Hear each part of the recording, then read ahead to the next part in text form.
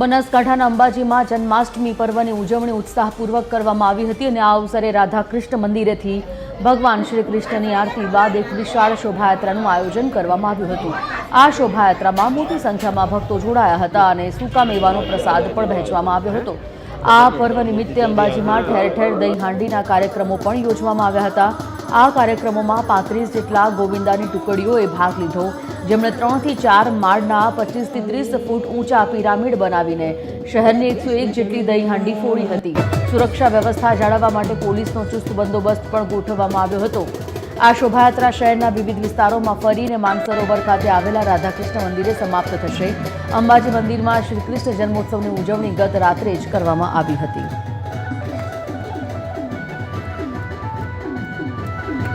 દર વર્ષની જેમ આ વર્ષે પણ ધાર્મિક ઉત્સવ સેવા સમિતિ ટ્રસ્ટ દ્વારા ભવ્ય શોભાયાત્રા નીકળી ચૂકી છે। રાધે કૃષ્ણ મંદિરથી શોભાયાત્રા નીકળી છે। અંબાજીના યુવાનો ગોવાળિયાઓ બનીને પિરામિડ 3 થી 4 માળનું પિરામિડ બનાવીને ગામની અંદર 101 પાટલીઓ બાંધવામાં આવી છે, તેને ફોડવામાં આવી છે। ભવ્ય શોભાયાત્રા નીકળી છે। સાથે સાથે અંબાજી આખું ગામ જય રણછોડ માખણચોરના નાદથી ગુંજી ઉઠ્યું છે।